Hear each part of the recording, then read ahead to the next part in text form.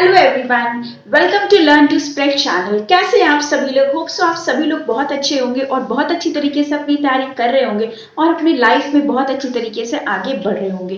तो फ्रेंड्स, इससे पहले जो हम लोग टॉपिक्स लिए थे वो आपके पार्ट 1 के थे, जिसमें कि आपको टीचिंग एप्टीट्यूड मैंने बताया था और उसके कुछ छोटे टॉपिक्स हम लोग पढ़े थे कि टीचिंग एप्टीट्यूड क्या होता है, उसके ऑब्जेक्टिव क्या होते हैं, उसका डेफिनेशन क्या होता है। ये सारी चीज हम लोग पार्ट 1 में पढ़े थे। तो डोंट वरी, वो सारी चीजें भी इसी तरह मूव ऑन होती जाएगी। छोटे छोटे टॉपिक्स टीचिंग एप्टीट्यूड के भी साथ ही साथ चलेंगे और साथ ही साथ हम अपना पेपर 2 भी कंप्लीट करेंगे। और वो हमारा पेपर 2 कौन सा है? वो हमारा कॉमर्स है। यहाँ पे हम आपको मैं इंपॉर्टेंट टॉपिक्स लेकर के चलूंगी। कुछ मेरे ऐसे स्टूडेंट्स थे जिन्होंने बताया कि मैम, पूरा चीज आप कंप्लीट करने से अच्छा है कि आप इंपॉर्टेंट चीजें पढ़ाओ जो कि ज्यादातर हर ईयर में, हर अटेम्प्ट में पूछे जाते हैं। तो इस वजह से मैं उनके फीडबैक से ये चीजें शुरू कर रही हूँ। तो आपको अभी जो मैं पढ़ाऊंगी या अभी जो टॉपिक स्टार्ट करने वाली हूँ वो है आपका इंटरनेशनल बिजनेस, जिसमें से मैं आपको ये बताऊंगी कि कौन कौन से ऐसे इंपॉर्टेंट टॉपिक्स है जो हर अटेम्प्ट में आपसे क्वेश्चन पूछे जाते हैं और यहाँ से हर बार क्वेश्चन आते हैं। तो चलिए सभी लोग अपना ध्यान जो है वो स्क्रीन पे देखिए। तो सी ऑन द स्क्रीन आ गए हम लोग अपनी स्क्रीन पे। तो जैसा कि आप लोग देख रहे हो कि यहाँ पे क्या है, इंटरनेशनल बिजनेस। तो आज हम लोग जो पढ़ेंगे वो इंटरनेशनल बिजनेस है। International business commerce, NTA UGC net. और बाई तो आप, मेरा नाम ही है, ये है मोनिका राम हृदय यादव। तो फिर चलते। तो जैसा कि मैंने आपको बताया था कि मैं आपको इंपॉर्टेंट टॉपिक्स बताऊंगी। तो फिलहाल अभी के लिए मैं आपको ये बता रही हूँ कि इसके सिलेबस क्या है। इसके सिलेबस देखिए क्या है: theories of international trade, government intervention in international trade, traffic और non traffic barriers, Indian foreign trade policy, foreign direct investment and foreign portfolio management and इसके टाइप्स। उसके बाद आपके बैलेंस ऑफ पेमेंट, ये भी इंपॉर्टेंट है। Regional economic integration, level of regional economic integration, trade creation and diversion effect. और उसके बाद है आपके रीजनल ट्रेड एग्रीमेंट्स, जिसमें आपके यूरोपियन यूनियंस आते हैं, एशियन आते हैं, सार्क और नाफ्टा। उसके बाद है आपके international economic institution, IMF, world bank and UNCTAD. और फिर है आपके वर्ल्ड ट्रेड ऑर्गेनाइजेशन, उसके फंक्शंस, उसके ऑब्जेक्टिव्स। तो ये आपका पूरा का पूरा सिलेबस है। तो क्या मैम आप सिलेबस के बारे में हमें बता रहे थे? नहीं, मैं आपको इंटरनेशनल बिजनेस में, जो कि कॉमर्स का सब्जेक्ट है, आपको सिलेबस के बारे में नहीं, आपको मुझे ये बताना है कि इसमें इंपॉर्टेंट टॉपिक्स क्या है। क्योंकि अभी मैंने आपको बताया था कि हम लोग इंपॉर्टेंट टॉपिक्स पे फोकस करेंगे। तो यस, ये देखो, ये आपका क्या है, ये इंपॉर्टेंट टॉपिक्स। आप इसमें आपको कौन कौन सी चीजें पढ़नी है। तो देखो, important topics from where the questions, जहां से ज्यादा क्वेश्चंस आते हैं, मोस्ट फ्रीक्वेंटली यहां से क्वेश्चंस जो है वो पूछे जाते हैं। तो कौन कौन से ऐसे टॉपिक्स है जिसको आपको ध्यान में रखना पड़ेगा? तो वो टॉपिक है आपका थ्योरीज ऑफ इंटरनेशनल ट्रेड। उसके बाद है आपकी बैलेंस ऑफ पेमेंट। यहाँ से क्वेश्चंस हर साल में देखो एक ना एक क्वेश्चन जरूर आता है यहाँ से। रीजनल इकोनॉमिक इंटीग्रेशन, उसके बाद आपके regional economic institutions, world trade organisation और एग्रीकल्चर एग्रीमेंट, जिसमें गैट, ट्रिप्स एंड ट्रैम्प्स, ये आपके इंपॉर्टेंट चीज है जहां से क्वेश्चंस आपके पूछे जाते हैं। तो आज हम लोग जो टॉपिक कवर करेंगे वो आपका फुल फ्लेज टॉपिक है, वो है आपका थ्योरीज ऑफ इंटरनेशनल ट्रेड। तो ये हम लोग धीरे धीरे सीरीज वाइज पूरा अपना इंटरनेशनल ट्रेड, जो कि इंपॉर्टेंट है और ज्यादातर एग्जाम में पूछे जाते हैं, वो सारे टॉपिक हम लोग स्टेप बाय स्टेप कंप्लीट करेंगे। तो आइए सबसे पहले हम लोग देखते हैं क्या इसके थ्योरीज है इंटरनेशनल ट्रेड के। तो लेट्स मूव ऑन। देखो, इसके थ्योरीज को ना दो पार्ट में बांटा गया है। एक है क्लासिकल कंट्री बेस्ड थ्योरी, जो सभी कंट्री में फॉलो होती है, और एक है आपके मॉडर्न जो बेस्ड थ्योरीज है, जो अभी के लिए है, अभी जो लोग फॉलो करते हैं। तो फिलहाल क्वेश्चन देखो, इससे भी आया था। इस बार जो क्वेश्चन आया था ना, प्रोडक्ट लाइफ साइकिल से आया था। कई बच्चे इसी को सोच रहे थे कि नहीं मार्केटिंग से क्वेश्चन आ गया। नहीं, it was from international business. ये इंटरनेशनल बिजनेस में था। एक क्वेश्चन एक ऐसा आया था कि कब ऐसी कौन सी स्टेज होती है जहां पे ज्यादा से ज्यादा जो है कस्टमर्स अट्रैक्ट होते हैं और वहां पे सेल जो है वो डाउन हो जाते हैं। कुछ इस तरह का इस अटेम्प्ट में, इस जो है 2020 के क्वेश्चन पेपर में यहाँ से क्वेश्चन पूछा गया था। तो वो आपके इंटरनेशनल बिजनेस से क्वेश्चन था। जनरली इससे भी क्वेश्चंस आते हैं। आपके जो जनरल क्वेश्चन आते हैं वो इससे आते हैं, क्लासिकल से। कभी कभार इससे भी टॉपिक पूछ लिया जाता है। तो मैं आपको थ्योरीज पढ़ा रही हूँ। थ्योरीज में आपको दोनों बता देती हूँ कि क्लासिकल भी इंपॉर्टेंट है, मॉडर्न भी इंपॉर्टेंट है, पर ज्यादा इंपॉर्टेंट कौन सा है मैम? तो ज्यादा इंपॉर्टेंट आपका क्लासिकल कंट्री बेस्ड थ्योरीज है जिसमें आपके कौन कौन से आते हैं, mercantilism, absolute advantage, comparative advantage and Heckscher Ohlin की थ्योरी आती है। मॉडर्न में आपकी country similarity, product life cycle, global strategic library, Porter national competitive advantage, ये आपके मॉडर्न है और क्लासिकल है। कभी कभी पूछ लिया जाता है कि ये कौन से बेस्ड, कौन से थ्योरीज में ये आते हैं, तो इस वजह से मैंने आपको दोनों का बाइफिकेशन दे दिया है कि आपके लिए इजी होगा कि इसमें से आप बता सके कि कौन सी थ्योरी किसके अंडर आती है। चलो तो हम लोग स्टार्ट करते हैं। तो पहला है हमारा क्या, क्लासिकल और कंट्री बेस्ड ट्रेड थ्योरी। देखो इसको हम लोग क्या कहते हैं, मर्केंटिलिज्म कहते हैं, मर्केंटिलिज्म, और इसी का अदर नेम है, ये थोड़ा सा जो है कट हो गया पर डोंट वरी, ये और है, ठीक है, इसको जान लेना, ये और है। इसी थ्योरी का नाम है प्रोटेक्टिज्म। क्या नाम है, प्रोटेक्शनिज्म।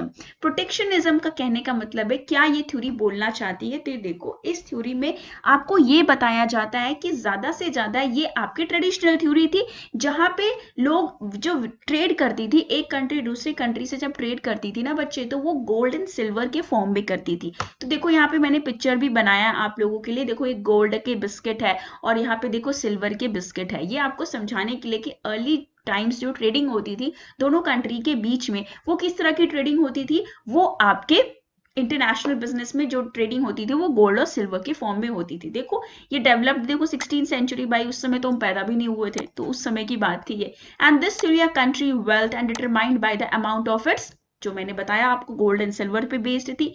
अब देखो इसमें सबसे एक इंपॉर्टेंट चीज है ना, जहां से क्वेश्चन बेसिकली आते हैं, वो इस लाइन से। अब वो लाइन क्या बोलनी चाह रही है, देखो कह रहा है कि जब मर्केंटिलिज्म करते हैं, मतलब ट्रेड करते हैं, जब व्यापार करते हैं, एक कंट्री दूसरी कंट्री से जब व्यापार करती है, मतलब बिजनेस करती है, तो कैसे करती है, should increase its holding of gold and silver bye promoting exports and discouraging imports. इसका मतलब कि जब भी हमें अपना बिजनेस बढ़ाना पड़ेगा तो हमें क्या करना पड़ेगा, ज्यादा से ज्यादा गोल्ड और सिल्वर को एक्सपोर्ट करना पड़ेगा। एक्सपोर्ट मतलब अपनी कंट्री से बाहर भेजना पड़ेगा, और दूसरी कंट्री से ये चीज हमें नहीं लेनी है, तो डिस्करेज, इसलिए बोला ना डिस्करेज। तो दूसरी कंट्री से हमें इंपोर्ट इन चीजों का नहीं कराना है, मतलब दूसरी कंट्री से ये चीजों का व्यापार नहीं आना चाहिए, ये चीजें हमारी तरफ से जाना चाहिए, हमारी तरफ से गोल्ड और सिल्वर को हमें क्या करना है, प्रमोट करना है। दूसरी लाइन क्या बोलती है, ये बोलती है क्या कि buy more exports than sell to you to imports, कि ज्यादा से ज्यादा आप क्या करो, ज्यादा से ज्यादा आप एक्सपोर्ट करो, ना कि क्या करो, इंपोर्ट करो। ठीक है, तो एक्सपोर्ट माइनस इंपोर्ट, तो आपके क्या आ जाएंगे, वो आपके मर्केंटिलिज्म थ्योरी आएगी, जहां आपको प्रमोट करना है, ज्यादा से ज्यादा आपको एक्सपोर्ट करना है और डिस्करेज करना है किसको, इंपोर्ट को डिस्करेज करना है। तो ये आपकी मेन थ्योरी मर्केंटिलिज्म बताती है कि आपको प्रोटेक्ट करना है, अपनी चीजों को बचा के रखना है। ओके, आपको ये चीजें क्या करनी, अपनी चीजों को बचा के रखना है, अपनी चीजों को बढ़ावा देना है। ठीक है, चलिए, क्योंकि जब भी आपकी चीजें कोई खरीदेंगे ना, जब भी आपकी चीजें खरीदेंगे तो उसकी वैल्यू भी बाहर जाएगी, बिल्कुल उसकी वैल्यू भी जो है वो बाहर बढ़ेगी, तो ज्यादा से ज्यादा आपकी जो गोल्ड और सिल्वर की चीजें होंगी वो ज्यादा प्रमोट होगी, कहां पे, बाहर की कंट्री पे, तो उससे आपकी कंट्री का नाम होगा और ट्रेडिंग भी आपकी कंट्री की अच्छी होगी। तो ये कंसेप्ट था किसका, क्लासिकल थ्योरी, जिसको ट्रेडिशनल वे में ऐसा लोग मानते थे, इसीलिए इस थ्योरी का नाम भी दे दिया गया क्या, प्रोटेक्टिज्म। नेक्स्ट चलते हैं हम लोग नेक्स्ट पे। नेक्स्ट थ्योरी है हमारी जो क्लासिकल की थी, उसमें नेक्स्ट है वो क्या है, एब्सोल्यूट एडवांटेज। एब्सोल्यूट मतलब समझते हो ना बच्चों, मैंने हमेशा आपको बोला वर्ड से ही इसका मीनिंग निकालो। एब्सोल्यूट मतलब एक सिंपल चीज जिसमें आप बहुत ज्यादा एक्सपर्ट हो, एब्सोल्यूट बोलते हैं ना, एब्सोल्युटली यू आर राइट, मतलब आप एकदम सही होगी, जो आपने बात बोली है एकदम कंक्रीट है, एकदम सही, उसको बोलते हैं एब्सोल्यूट। तो भाई इस चीज का आप एडवांटेज मतलब फायदा कैसे उठा सकते हो। ओके, तो देखो one country can produce more output with the same resources than other one.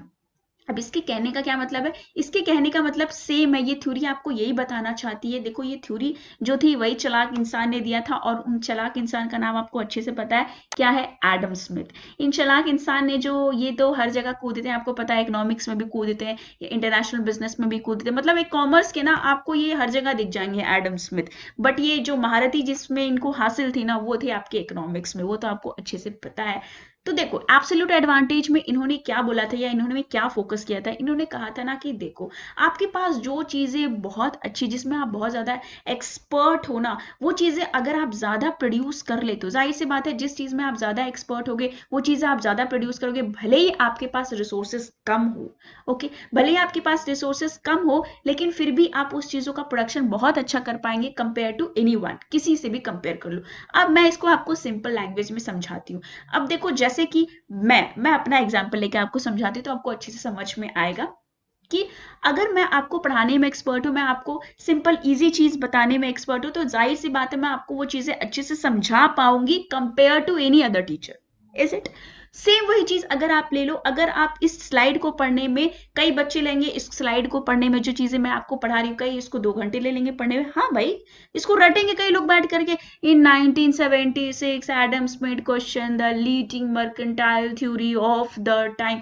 अब भाई इसको बैठ के लोग 2 घंटे में तैयार करेंगे, लेकिन कई ऐसे होंगे ना जो इसको एक बार पढ़ेंगे। भाई कंसेप्ट है, कंसेप्ट पे फोकस करो। कंसेप्ट ये बोलता है ना कि आप जिस चीज में एक्सपर्ट हो वो एक्सपर्ट चीज आप कम रिसोर्सेस में भी, इसका मतलब कि भले ही आपके पास लैपटॉप ना हो, भले ही आपके पास लाइट ना हो, फिर भी आप क्या करोगे, फिर भी आप उस चीजों को कंसेंट्रेट होगे। आप एक बार जान लिए कि हाँ एब्सोल्यूट थ्योरी मतलब कि भाई मैं कम रिसोर्सेस में भी, मेरे पास उतने सारे रिसोर्सेस नहीं, उतनी सारी तामझाम नहीं है चीजें, लेकिन फिर भी मैं पढ़ाई कर लूंगा कंपेयर टू अदर स्टूडेंट जिन्हें सारे तामझाम आप दे दो, सब कुछ दे दो। तामझाम मतलब यार उनके पास लैपटॉप भी है, इलेक्ट्रिसिटी भी है, वाईफाई कनेक्शन भी है, सभी चीज है उनके पास, लेकिन फिर भी वो अच्छे से तैयार नहीं कर पा रहे। लेकिन आपके पास एक सिंपल एंड्रॉयड फोन है। अब मेरे पास भाई एक ही एक सहारा एंड्रॉयड फोन है, लेकिन मैं एक्सपर्ट हूँ उस चीज में कि मैं अगर इससे भी पढ़ लूंगा ना, तो मैं एक बार पढ़ लूंगा तो मेरे दिमाग में वो चीजें घुस जाएंगी इन कंपेरिजन टू एनीवन। इसको कहते हैं एब्सोल्यूट एडवांटेज। तो यही सेम चीज आपको अप्लाई करना है कंट्री के साथ। कंट्री, एक कंट्री किसी अगर चीज में एक्सपर्ट हो, जैसे हमारी कंट्री जो है वो गन्ने की खेती में बहुत ज्यादा एक्सपर्ट हो, उसके पास रिसोर्सेज भले कम है, टेक्निक्स टेक्नोलॉजी भले कम है, लेकिन कंपेयर टू अदर कंट्री वो आउटपुट अपना ज्यादा देगी। क्यों? क्योंकि भाई इसमें लोग स्किल्ड है, इसमें लोग जो है वो महारती उनको हासिल है कि भाई गन्ने से वो कई सारी चीजें कर लेंगे और कई सारी चीजें बना लेंगे compare to any other country की वो ऐसी चीजें नहीं कर पाएंगे। क्यों? क्योंकि उनके पास expertise, skill, specialisation of knowledge उनके पास नहीं है। तो यही बताना चाहते थे। देखिए कितना दिमाग लगाया एडम स्मिथ ने, एडम स्मिथ ने कितना दिमाग लगाया। इन्होंने बोला एक सिंपल चीज आपको इसमें जो अपने ध्यान में रखनी है वो क्या है, स्पेशलाइजेशन। अगर आपके पास उस चीज की स्पेशलाइजेशन है, महारती हासिल है, you can do everything in a efficient way, है ना, आप एफिशिएंट वे उससे को कर सकते हैं। लेकिन अगर अगर आपके पास एफिशिएंसी नहीं है, आपके पास एक्सपर्टाइज नॉलेज नहीं है, तो फिर आप ये चीजें नहीं कर पाओगे। तो एब्सोल्यूट मतलब you have expertise, you have specialisation in that. तो चलते हैं, इसको मैं थोड़ा सा देखो, यही चीज है जो आपको इंटरनेशनल बिजनेस से समझाने की कोशिश की है। अब देखो यहाँ कह रहा है ना, if a country A could produce food using less labour than country B. अब देखो इसके पास लेबर कम है, कंट्री ए मान लेते हैं इसको इंडिया है, और ये है मान लेते हैं इसको पाकिस्तान है, इसके पास लेबर कम है लेकिन फिर भी ये गन्ने की खेती बहुत अच्छे तरीके से कर रहे हैं। क्यों? क्योंकि भाई इसके इनके पास स्पेशलाइजेशन है, इनके पास भीड़ जमी हुई है लेकिन फिर भी ये नहीं कर पा रहे हैं। This is called absolute advantage. ये सेम चीज ले लो, इनके पास एक है लेकिन फिर भी ये अच्छे से फर्नीचर बना ले रहे हैं, लेकिन भाई इनके पास 3 होने के बावजूद भी ये चीजें नहीं कर पा रहे। क्यों? क्योंकि इनके पास स्पेशलाइजेशन नहीं है। सेम थिंग कि भाई आप कितना एडवांटेज ले पाते हैं एक कंट्री से दूसरी कंट्री में, ताकि आप सभी चीजों का बराबर से ट्रेडिंग कर पाए।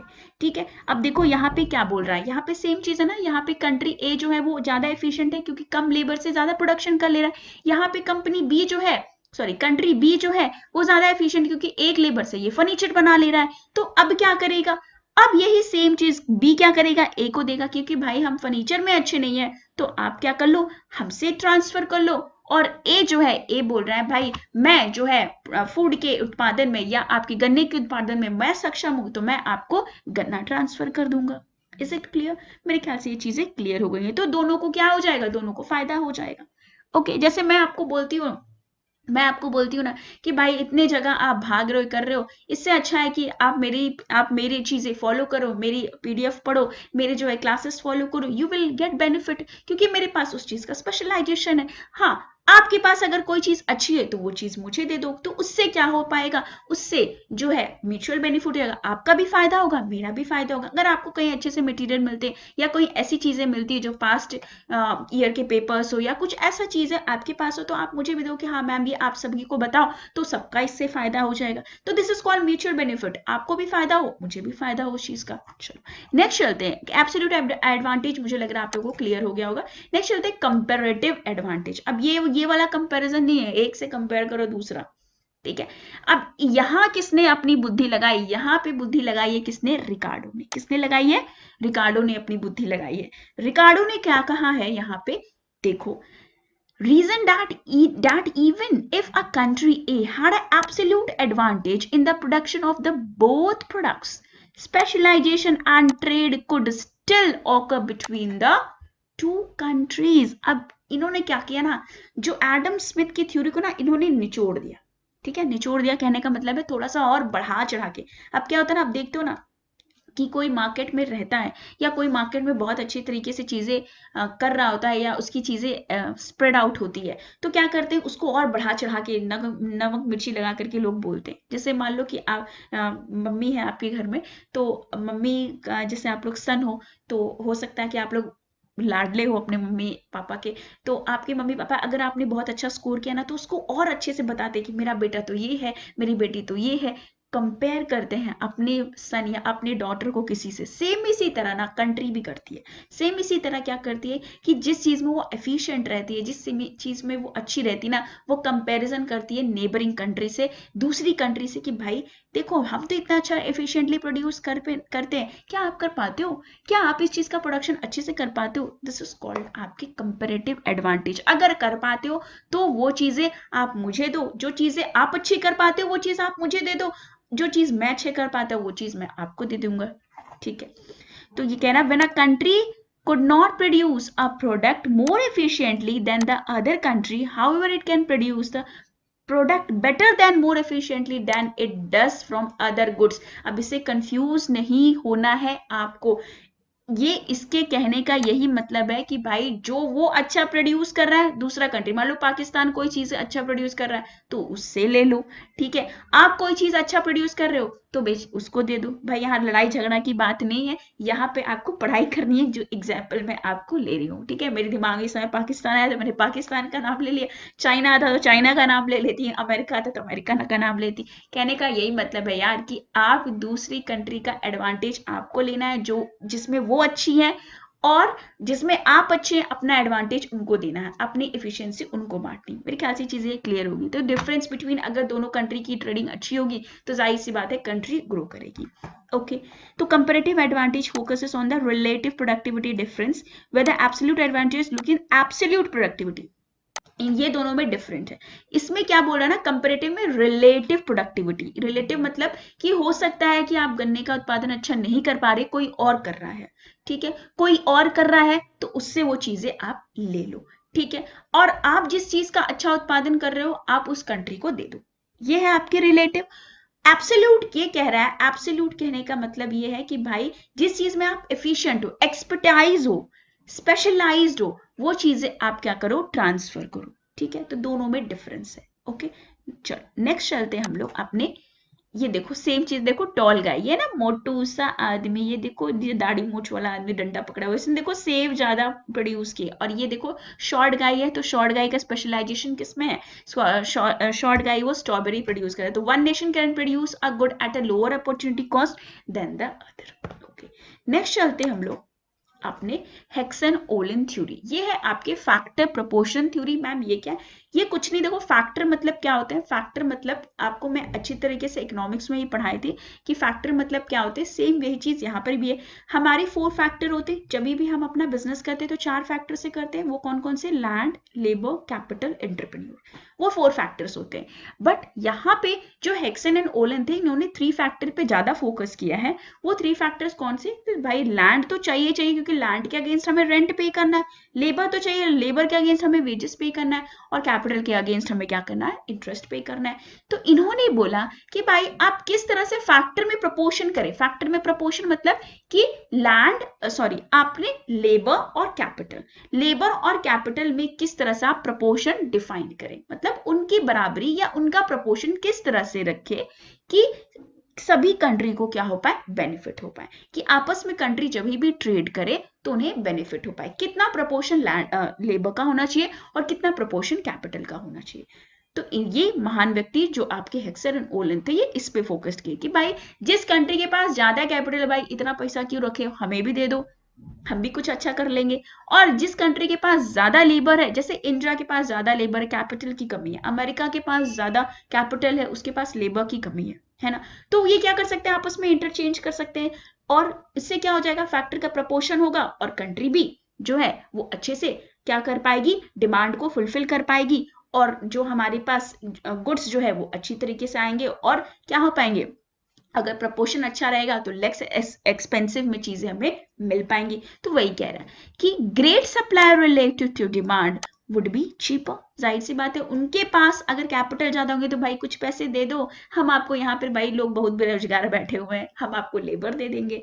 Okay, factor in a great demand relative to a supply and would be more expensive. Okay, there theory also known as factor proportion theory, मतलब कि आपको लेबर और कैपिटल का एक सही प्रपोर्शन डिफाइन करना है, ठीक है, ताकि दूसरी कंट्री को चीपर रेट में वो चीज मिल सके और आपको भी आप सारी चीजें क्या कर पाओ, चीपर रेट में उस चीज को अवेल कर पाओ, उस चीज की सप्लाई अवेल कर पाओ, आप दूसरे को भी सप्लाई दे पाओ लेबर की और वो आपको कैपिटल का क्या कर पाए, सप्लाई दे पाए, ताकि दोनों चीज एफिशिएंटली मूव ऑन करे।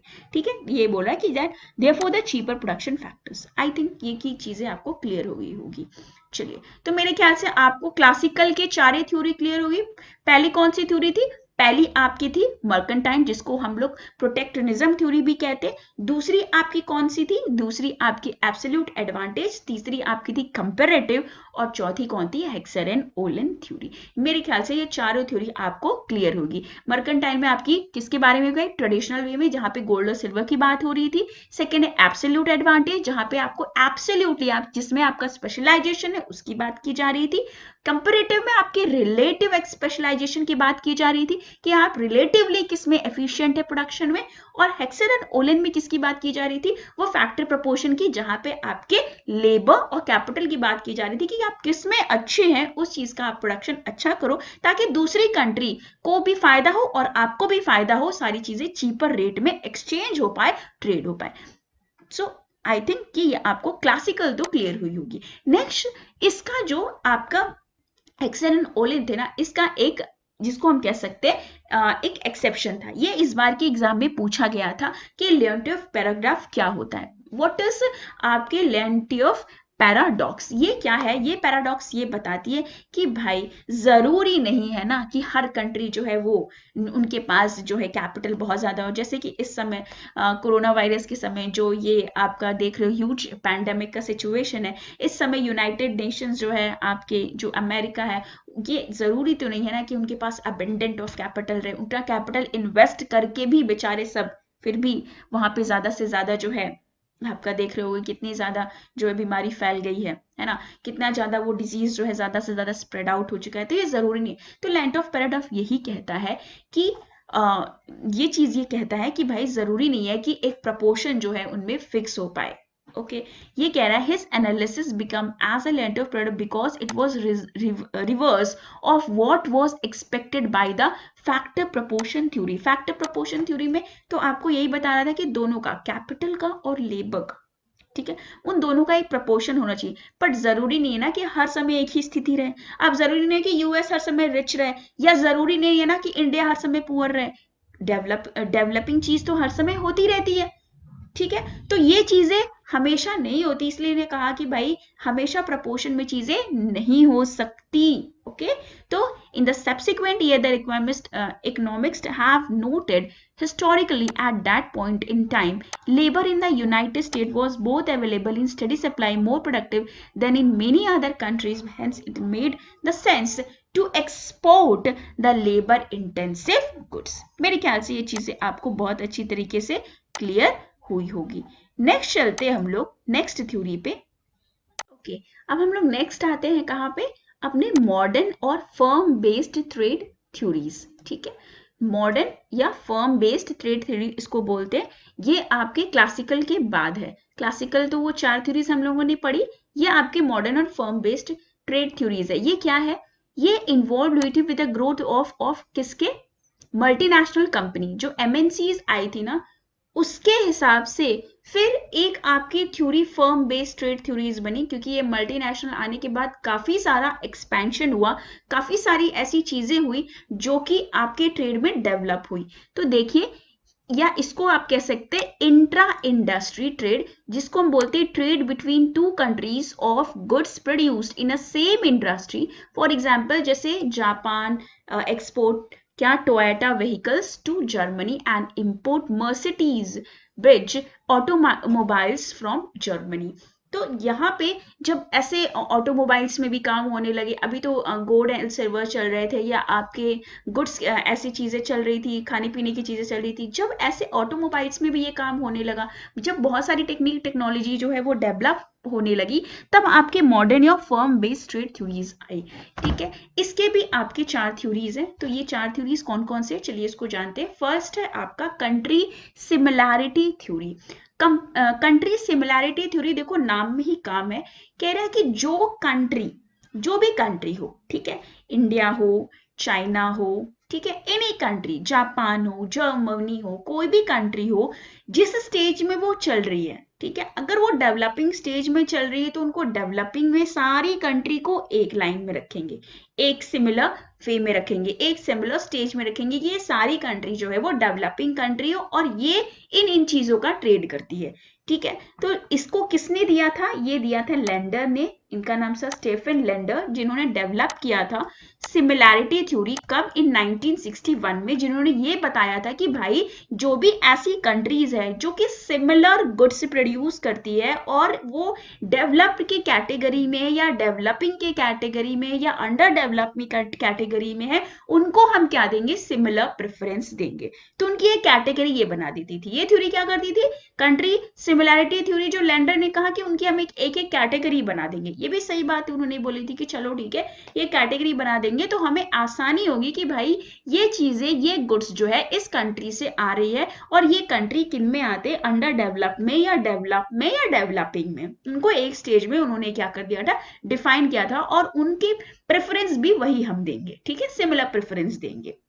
मेरे ख्याल से ये थ्योरी आपको क्लियर हुई होगी। देखो, ये थ्योरी में एक चीज और बताई गई थी कि जहां पे where the brand name and the product reputations are important factors, क्योंकि उनको जब आप कैटेगरी में डिवाइड कर दोगे ना, तो जाहिर सी बात है उनका एक ब्रांड नेम होगा, एक प्रोडक्ट का रेपुटेशन होगा कि भाई किस नाम से उस प्रोडक्ट को हम जाने, ताकि हमें जो है वो जब हम खरीदे उस चीज को ना, तो हमारे लिए ये निर्णय करना बहुत आसानी हो कि हाँ, ये जो प्रोडक्ट है ऐसी कंट्री से आया हुआ है जहां पे जो कि अभी डेवलपिंग स्टेज में है, तो वो ज्यादा से ज्यादा अच्छी गुड्स हमें देंगे या किस तरह की गुड्स देंगे, तो हमें उस चीज में निर्णय लेने में, मतलब डिसीजन बनाने में ना, कि उस चीज को खरीदने में हमारे लिए आसानी होगी। किसके लिए, कंज्यूमर के लिए, जो गुड्स को जाहिर सी बात है कंज्यूम करेगा, उसको प्रेफरेंस देने में आसानी हो। कई लोग होंगे भाई जो ब्रांड नेम पे ज्यादा भागते होंगे, है ना, तो वो फिर उस कंट्री के गुड्स को खरीदेंगे। ठीक, कई लोग ऐसे होंगे जो भाई ब्रांड का, तो भाई ब्रांड से कोई मतलब नहीं है, गुड्स की क्वालिटी अच्छी होनी चाहिए,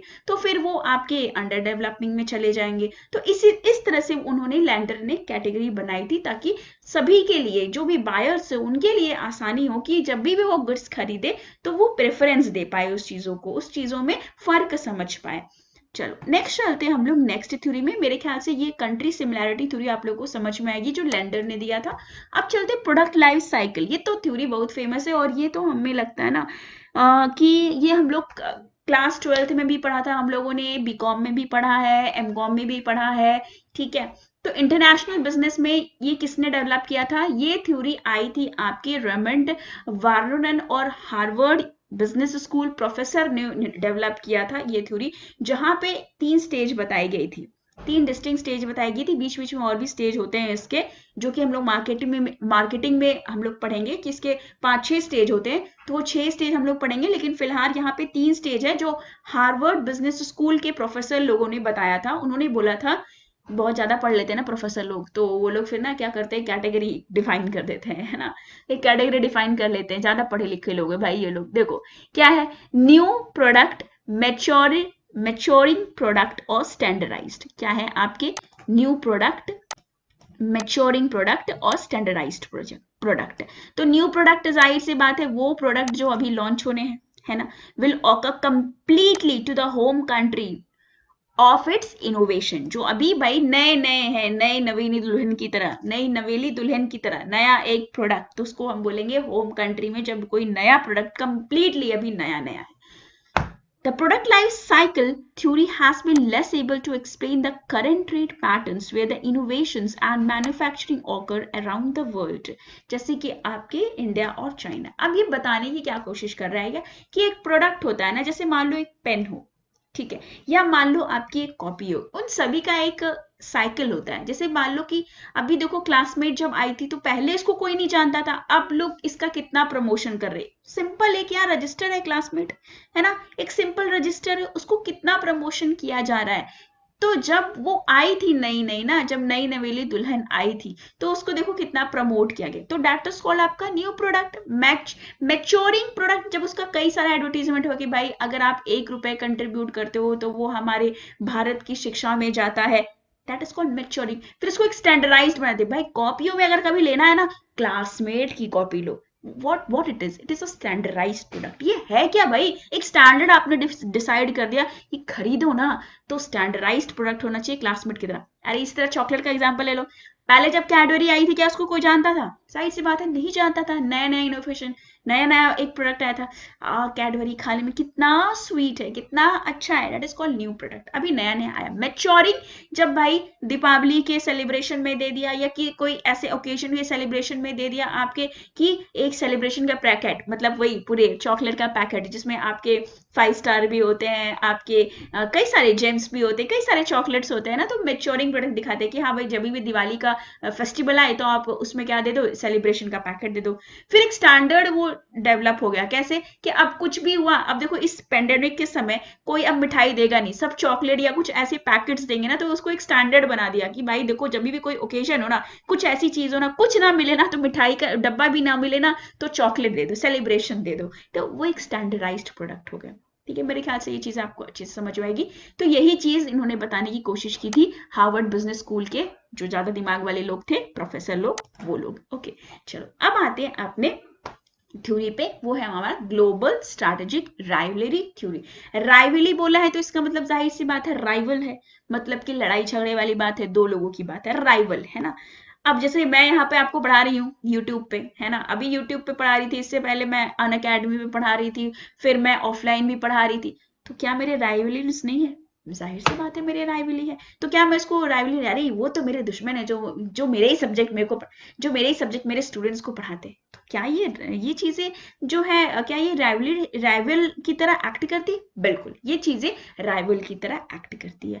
तो अब ये चीजें किसने बताई थी? ये है इनका पॉल, ठीक है, क्रूगमैन एंड केल्विन लैनचेस्टर, इन्होंने नाम दिया था। इनके नाम भी टेढ़े मेढ़े होते हैं यार, है ना। their theory focused on MNC, किस पे फोकस किया था? MNC पे, and their efforts to gain the competitive advantage against other global firms and in their industry.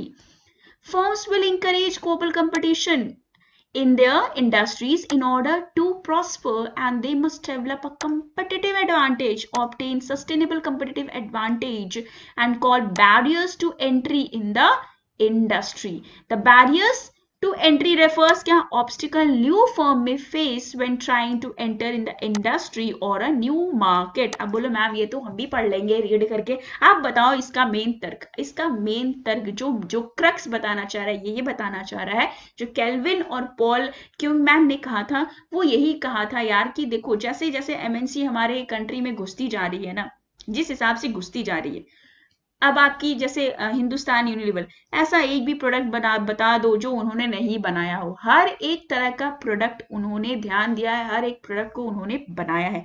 तो क्या ये कंपिटिटिव एडवांटेज नहीं ले रहे?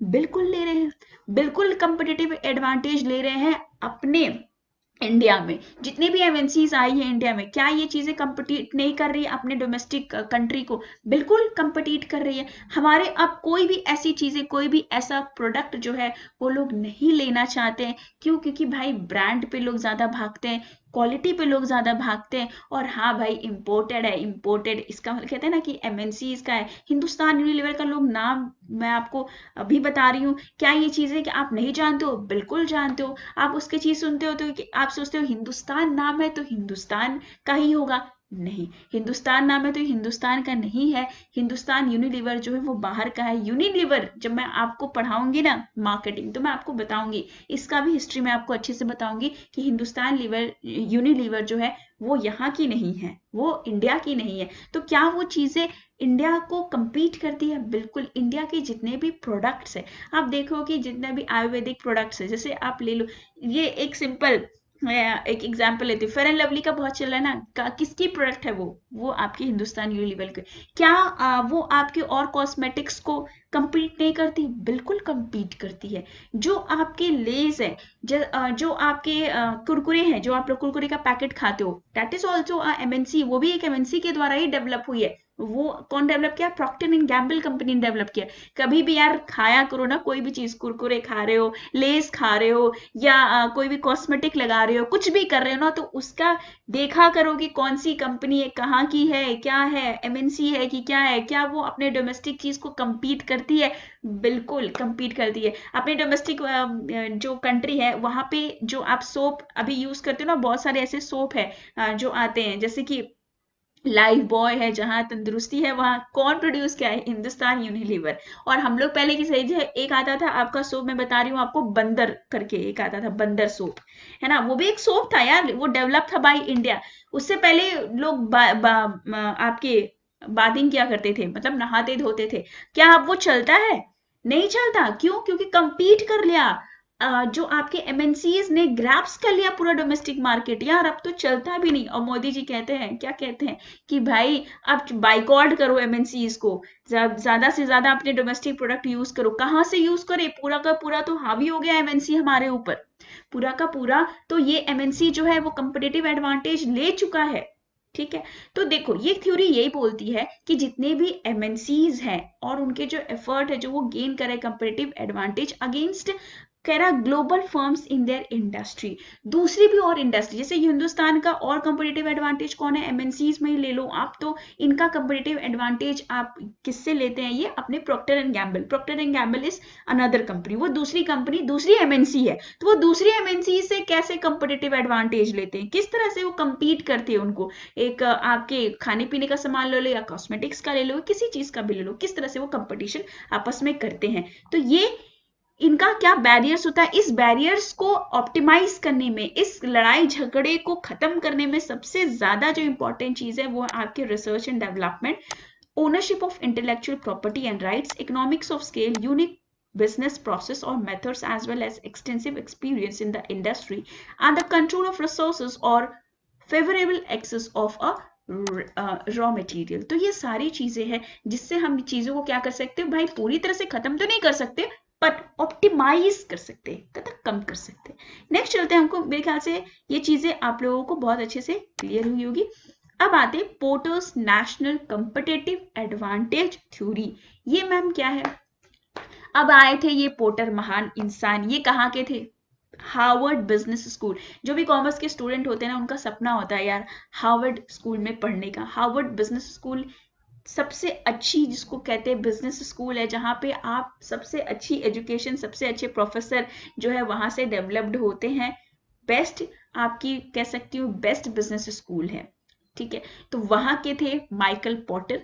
तो पॉटर जी ने क्या कहा था? पॉटर जी ने बोला था कि national competitiveness in an industry depends upon capacity of industry to innovate and upgrade. अब इन्होंने कहा था कि जो नेशनल है ना, जो हमारा पूरा इंडिया है, वो उनका अगर किसी से कंपटीशन है ना, तो कंपटीशन है कि कैसे नई नई चीजें बनाए, और कैसे जो चीजें बनाए हैं ना उसमें और अपग्रेडेशन करे, मतलब उसमें और चीजें और बढ़ाए, उसको और अच्छा करे। और ये कैसे हो सकता है? हम अपने लोकल मार्केट और रिसोर्सेस को देखें, उनको आइडेंटिफाई करें, उनके डिमांड को देखें, सप्लाईज को देखें और फर्म की कैरेक्टरिस्टिक्स को देखें। अगर ये हम सारी चीजें करते हैं तो हम जाहिर सी बात है सारी चीज को इनोवेट कर पाएंगे, सारी चीजों को बहुत अच्छी तरीके से सारी चीजों को बहुत अच्छी तरीके से बना पाएंगे। हमारा लोकल का क्या, फर्म का क्या कैरेक्टरिस्टिक्स है, लोकल फर्म का कैरेक्टरिस्टिक्स मतलब कि लोकल जो जितने लोग लोकेलिटीज में रहते हैं ना, उनको किस तरह के लोग आते हैं, किस तरह का उनका डिमांड है, कैसी उनको मार्केट चाहिए, ठीक है ना, लोकल मार्केट, किस तरह का सप्लाई हम करें कि ज्यादा से ज्यादा जो कंज्यूमर्स है उस प्रोडक्ट को खरीदे, किस तरह का रिसोर्सेस चाहिए बनाने के लिए, जो गुड्स है ना उसको बनाने के लिए किस तरह का रिसोर्सेस चाहिए, ठीक है। जैसे कि हम कॉस्मेटिक्स बना रहे हैं, किसी मार्केट में फेयर एंड लवली की बहुत डिमांड है, सपोज कि फेयर एंड लवली की बहुत डिमांड है, कोई मार्केट में आपके जो है बिस्किट्स की बहुत डिमांड है, किसी मार्केट में जाओ ब्रेड की बहुत डिमांड है, किसी मार्केट में जो आप जाओ तो वहां पे जो है सपोज वहां पे पूजा और चीजों की बहुत ज्यादा डिमांड है। तो सेम सारे के प्रोडक्ट, सारी जो मार्केट की कंडीशन को आपको समझना है कि किस तरह का कहाँ कैसा डिमांड है, किस तरह से हम कैसे उस चीज को सप्लाई करें और किस तरह के लोग वहां आते हैं ताकि हमारा प्रोडक्ट जो है ज्यादा से ज्यादा कंज्यूम हो और हम उस चीज से फायदा ले पाए जो हमारे लोकल मार्केट है, ठीक है। ओके, मेरे ख्याल से ये चीजें बहुत अच्छी तरीके से आप लोगों को समझ में आएगी होगी जो पोर्टल में आपके दी थी। तो ये सारी चीजें हैं जो मैंने आपको अभी बताया है, वही सारी चीजें जो है मैंने इस पीडीएफ में लिखी है। आप बहुत अच्छी तरीके से इसको रीड कर सकते हो। अगर आपको कोई चीजें ना समझ में आए तो प्लीज आप कमेंट्स में मुझे जरूर बताना कि ये चीजें आपको नहीं समझ में आई है। मैम प्लीज इन चीजों को आप, या तो मैं कमेंट में आपको आंसर दे दूंगी कि ये चीजें आपको नहीं समझ में आ रही है तो उस चीज का मैं आपको एक्सप्लेनेशन कमेंट्स में ही दे दूंगी। आप मुझे टेक्स्ट भी कर सकते हो, मैंने आपको बताया है कि आप मुझे टेलीग्राम पे ज्वाइन कर लो, वहां पर भी आपको कोई डाउट है तो आप वहां पे पूछ सकते हो। व्हाट्सएप पे मेरा व्हाट्सएप नंबर भी है, डिस्क्रिप्शन में आप देख लेना कि वहां पे मेरा व्हाट्सएप नंबर है, वहां पे आप मुझे ज्वाइन कर सकते हो। मैंने आपको बताया कि लैंड ऑफ JRF फाइटर्स मेरा ग्रुप है, वहां ज्वाइन करके वहां भी क्वेश्चन पूछ सकते हो if you have any doubt. तो यही थे आज के सारी चीजें जो कि मुझे आपको बतानी थी, जो थ्योरीज में थे। तो धीरे धीरे हम लोग इस तरह से और चीजें जो है वो हम लोग कवर करेंगे। जैसे कि मैं आपको इंपॉर्टेंट टॉपिक्स बताया था ना, तो आज हम लोग तो ये अपना पूरा खत्म कर लिए। थ्योरीज ऑफ इंटरनेशनल ट्रेड, ये चीजें खत्म हो गई। धीरे धीरे हम लोग बैलेंस ऑफ पेमेंट में भी आएंगे, रीजनल इकोनॉमिक इंटीग्रेशन में भी, economic international economic institution, world trade organisation और एग्रीकल्चर एग्रीमेंट्स, ये सारे देखो, ये सारे टॉपिक से क्वेश्चन पूछे जाते हैं। तो होप सो ये सारी चीजें आपको समझ में आई होगी। तो इस चीजों को आपको क्या करना है, पीडीएफ्स को रिवाइज करना है। मैं आपको पीडीएफ जो है अपने टेलीग्राम लिंक पे शेयर करूंगी, तो सभी लोग जिन्होंने भी टेलीग्राम नहीं ज्वाइन किया है सभी लोग उसको ज्वाइन कर लीजिए। जो जो ये वीडियो देख रहे हैं वो सभी लोग जाकर के जरूर से टेलीग्राम ज्वाइन कर लो, क्योंकि वहीं पे मैं सारे पीडीएफ्स शेयर करूंगी आपको। सो माय डियर स्टूडेंट्स, मुझे लग रहा है कि ये सारे टॉपिक्स आपको बहुत अच्छी तरीके से समझ में आए होंगे। आज हम लोगों ने देखा कि क्या थ्योरीज होती है इंटरनेशनल बिजनेस की।